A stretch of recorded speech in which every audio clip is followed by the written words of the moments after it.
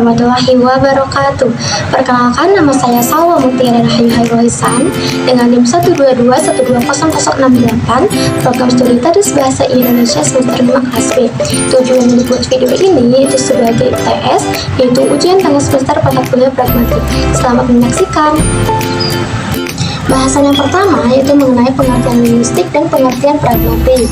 Nah, menurut Rinda Laksana, linguistik adalah ilmu yang mempelajari atau mengkaji atau menelaah mengenai hakikat atau seluk-beluk bahasa. Atau linguistik ini dapat diartikan sebagai ilmu yang mempelajari bahasa secara ilmiah. Nah, dapat saya simpulkan bahwa objek dalam kajian linguistik ini adalah bahasa, di mana bahasa itu tidak terfokus hanya pada satu bahasa saja, melainkan menyeluruh, seperti bahasa daerah, bahasa Indonesia, ataupun bahasa asing. Oleh karena itu, linguistik sering dikenal atau disebut sebagai dengan linguistik umum atau general linguistik. Dan selanjutnya mengenai pengertian pragmatik. Pragmatik adalah cabang ilmu bahasa yang mempelajari mengenai struktur makna bahasa, di mana bahasa tersebut digunakan dalam komunikasi sehari-hari. Adapun menurut Tarigan, pragmatik adalah ucapan-ucapan khusus yang digunakan dalam situasi-situasi khusus dalam konteks sosial. Dapat disimpulkan bahwa pragmatik adalah ilmu yang mengkaji makna yang disampaikan oleh penutur atau penulis sehingga dapat diterjemahkan atau diartikan maknanya oleh pembaca atau pendengar. Kedua, ada tindak tutur, di mana tindak tutur ini memiliki hubungan yang sangat erat dengan kesantunan bahasa. Jadi, tindakan tutur ini adalah tuturan atau diucapkan oleh seseorang, di mana tuturannya itu dapat dilihat dari tuturannya. Nah, tuturan tersebut dapat membentuk sebuah peristiwa tutur yang dinamakan proses komunikasi. Tindak tutur dibedakan menjadi dua jenis, yaitu yang pertama tindak tutur langsung dan yang kedua adalah tindakan tutur tidak langsung. Yang pertama, tindakan tutur langsung adalah tindakan tutur atau tutur kata yang dinyatakan secara langsung. Yang kedua yaitu tindakan tutur tidak langsung, yaitu tindakan yang menyatakan apa adanya namun diucapkan dalam bentuk lain. Contoh kalimat tindakan tutur langsung dan tidak langsung seperti ini. Apakah ibu mempunyai uang lebih? Nah, kalimat tersebut bisa menjadi tuturan langsung ketika anak hanya bertanya kepada ibunya, dan kalimat tersebut bisa menjadi tuturan tidak langsung ketika si anak secara tidak langsung ingin meminta uang kepada ibunya. Yang selanjutnya ada mengenai tindak tutur. Nah, tindak tutur dibedakan menjadi tiga jenis. Yang pertama ada lokusi, yang kedua ada ilokusi, dan yang terakhir ada perlokusi. Nah, apa sih tindak tutur dari lokusi? Jadi, tindak tutur lokusi adalah tindakan yang berupa ujarannya saja gitu, tanpa berhubungan dengan konteks. Contohnya, guru ketika saat pembelajaran berkata kepada anak-anak sebelum pembelajaran kita akan melakukan absensi terlebih dahulu. Nah, ujaran atau kalimat yang diucapkan guru kepada murid tersebut adalah contoh dari lokusi.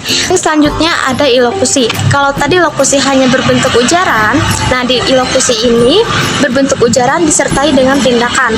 Contohnya, ketika pembelajaran itu guru menugaskan kepada siswa untuk membuka halaman buku 64 dan disuruh untuk mengerjakan tugas. Nah, tindakan oleh guru tersebut adalah salah satu contoh dari ilokusi.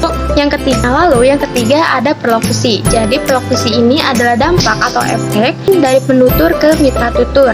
Contohnya, ketika pembelajaran berlangsung, guru memerintahkan siswanya agar mengemukakan pendapatnya mengenai tugasnya. Jadi, pendapat atau apa yang dipresentasikan siswa tersebut adalah contoh dari tindak perlokusi. Yang selanjutnya ada mengenai prinsip kerjasama. Nah, jadi prinsip kerjasama ini merupakan bagian penting dari pragmatis, di mana prinsip kerjasama ini menekankan bahwa harusnya ada hubungan timbal balik antara penutur dengan mitra tutur di dalam suatu dialog atau percakapan. Selanjutnya ada prinsip kerjasama GRES. Jadi prinsip kerjasama GRES ini bertujuan untuk menguraikan apa yang dibicarakan dalam dialog antara penutur dan juga mitra tutur. Nah, prinsip kerjasama GRES ini terbagi menjadi 4 maksim. Yang pertama ada maksim kuantitas. Jadi maksim kuantitas ini mengharuskan setiap penuturnya ini memberikan jawaban kepada mitra tutur dengan secukupnya dan tidak berlebihan. Jadi jawaban yang diberikan hanya seperlunya saja gitu. Nah, percakapannya di sini saya mengambil contoh antara pedagang dan pembeli. Contohnya, pembeli bertanya kepada pedagang, harga beras sekilo berapa harganya? Lalu Pedagang menjawab, harga beras 1 kilo 15.000. Kalau beras yang ketan ini berapa 1 kilo? Misalkan pedagang menjawab kembali, harga kalau yang ketan 20.000. Nah, percakapan antara pedagang dan pembeli tersebut sudah memenuhi maksim kuantitas karena pedagang memberikan jawaban yang seperlunya kepada pembeli. Selanjutnya, yang kedua ada yang namanya maksim kualitas. Nah, di maksim kualitas ini penutur diharuskan untuk menjawab dari pertanyaan dari mitra tuturnya itu yang sebenarnya atau berdasarkan fakta-fakta yang ada. Contohnya di sini saya mengambil percakapan antara dua siswa A dan siswa B. Contohnya siswa A bertanya kepada siswa B seperti ini.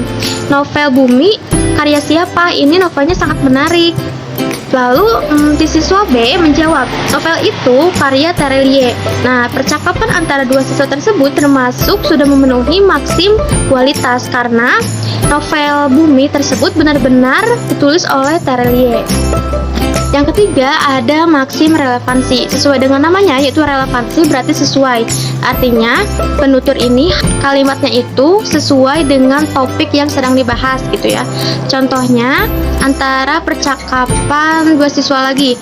Contohnya si A bertanya, bagaimana cuaca hari ini? Lalu si B menjawab, sangat membosankan. Nah, percakapan tersebut tidak memenuhi maksim relevansi karena tidak sesuai dengan topik yang disampaikan atau diucapkan oleh penutur. Kan pada awalnya penutur itu menanyakan cuaca hari ini bagaimana, tapi si penutur B atau siswa B menjawab dengan sangat membosankan dan itu tidak relevansi sesuai dengan topik yang sudah disebutkan atau dibahas. Lalu yang keempat ada maksim cara atau pelaksanaan. Nah, pada intinya maksim cara atau pelaksanaan ini menghindari ketidakjelasan atau keambiguan dalam topik yang sedang dibahas. Contohnya, siswa A bertanya, berapa harga buku kamu? Lalu siswa B menjawab, harga buku ini 7.000. Kalau dengan samponya berapa? Misalnya, lalu siswa A menjawab 10.000. Nah, percakapan antara kedua siswa tersebut sudah memenuhi maksim pelaksanaan atau cara karena sudah jelas gitu percakapannya apa dan tidak ambigu. Adapun kesimpulannya mengenai pragmatik yaitu pragmatik memiliki peran yang sangat penting dalam kehidupan sehari-hari. Pragmatik sebagai media dalam memahami ujaran seseorang dari sisi yang lebih konkret, sehingga antara manusia dapat saling memahami dengan baik dan terciptalah komunikasi yang sesuai. Pragmatik yang terfokus pada konteks dapat membawa seseorang untuk dapat bertutur kata sesuai dengan makna yang disampaikan penuturnya. Selain itu, antar manusia juga dapat dipahami dengan baik lewat tindakan mereka secara detail dan tidak hanya sekedar kalimat yang diungkapkan saja.